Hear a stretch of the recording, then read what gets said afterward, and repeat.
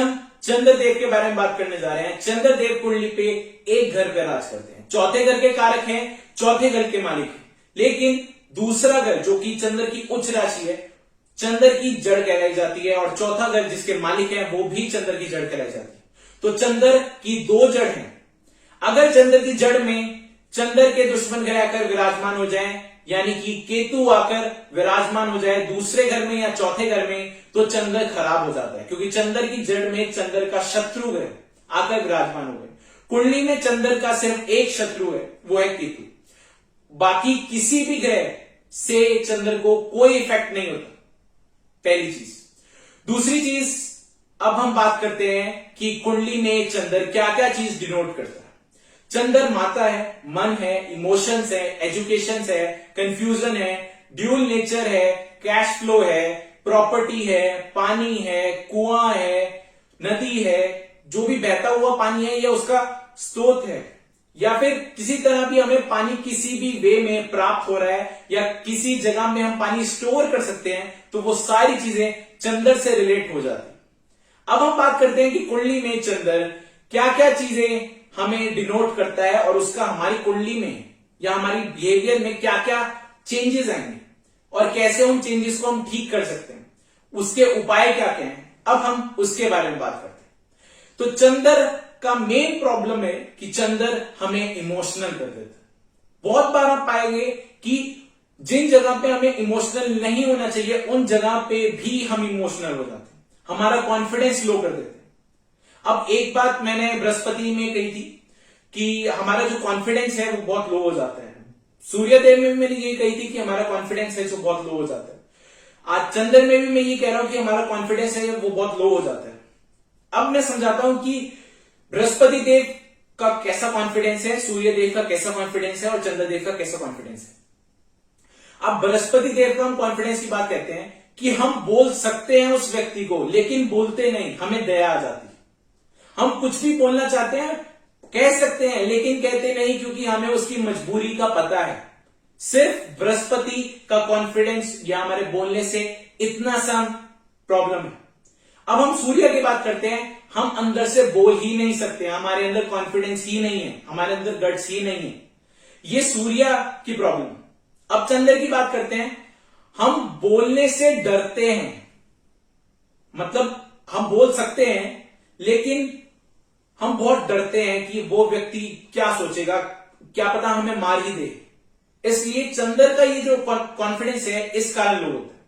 अब कई बार ये बोल भी देते हैं तो बहुत डरते डरते बोलते हैं। तो कई बार आप पाओगे कई व्यक्ति होते हैं रोते रोते बोलते रहते हैं, तो वो चंद्र उनका कुंडली में खराब है, उनका मन बहुत कमजोर है, इमोशंस अपने कंट्रोल नहीं कर पाते, उन्हें आंसू छुपाने नहीं आते, वो बहुत जल्दी किसी के सामने इमोशनल हो जाते हैं, बहुत जल्दी किसी की बातें अपने मन पर ले लेते हैं।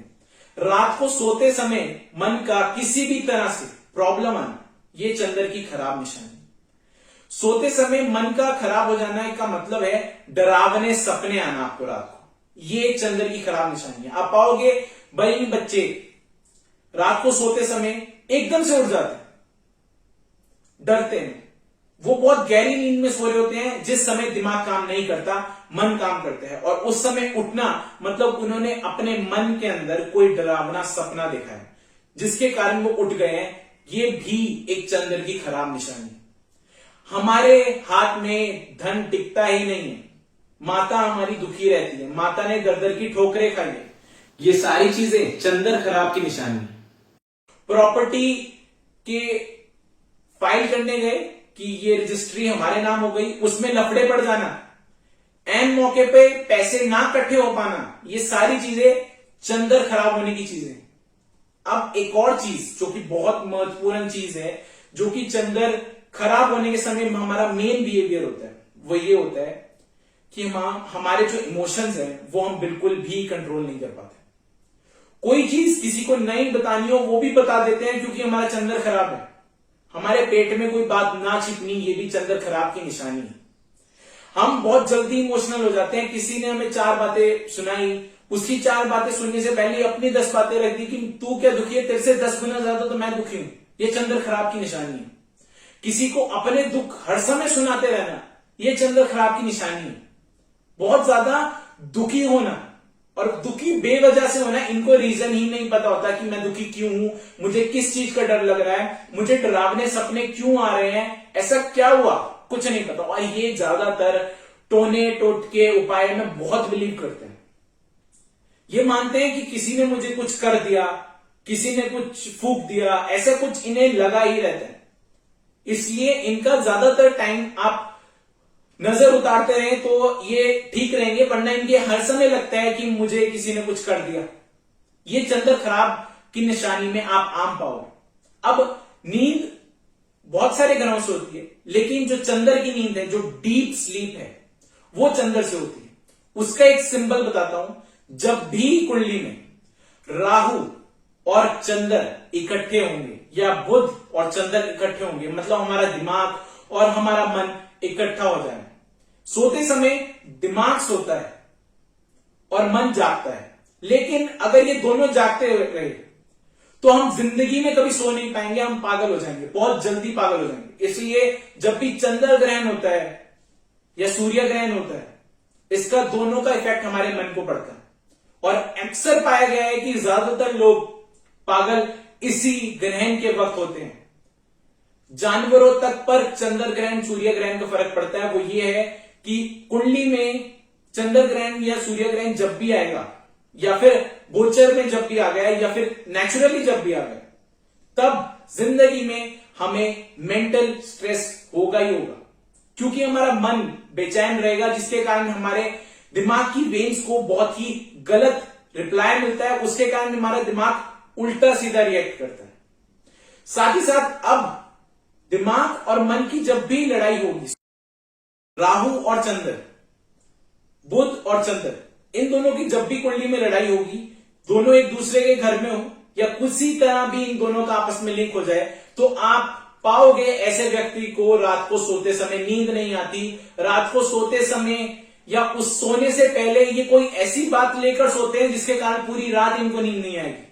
साथ ही साथ रात को सोते समय भी ये सोते नहीं है, कुछ ना कुछ ख्यालों में इनके चलता रहता है कि काश मैं बहुत अमीर हो जाऊं, काश कुछ ऐसा हो जाए, काश कुछ ऐसा हो।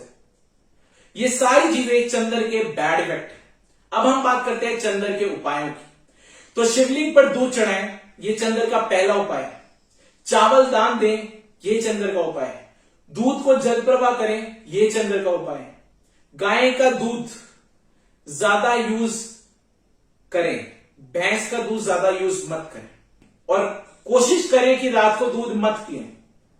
सफेद चीजें दान दें, मंदिर में दान दें। केतु का उपाय करें, काले सफेद तिल जल प्रवाह करें या फिर उसे मंदिर में दान दें। इससे केतु शांत हो जाएगा और चंद्र को ज्यादा इफेक्ट नहीं देगा। अब एक बहुत महत्वपूर्ण पॉइंट, जिसे आप स्नैपशॉट पॉइंट भी बोल सकते हैं। कुंडली में कैसे चेक करें कि चंद्र शुभ है या शुभ? अगर केतु 1 से 6ठे घर के बीच में है और 7 से 12वें घर के बीच में बृहस्पति, तो इस समय चंद्र शुभ हो जाता है। और यही चीज मैंने बृहस्पति के समय भी कही थी कि बृहस्पति जब 1 से 6ठे घर के बीच होता है और केतु 7 से 12 घर के बीच में होता है, तब बृहस्पति शुभ होता है। कहने का तात्पर्य यह है कि कुंडली में अगर 1 से 6ठे घर के बीच बृहस्पति होता है और 7 से 12वें घर के बीच में केतु होता है, इस समय बृहस्पति शुभ होगा और चंद्र अशुभ। और जब भी कुंडली में 1 से 6ठे घर के बीच केतु होगा और 7 से 12वें घर के बीच बृहस्पति होंगे, तब बृहस्पति खराब हो जाएंगे और चंद्र शुभ हो जाएगा। इस चीज का अवश्य ध्यान रखें।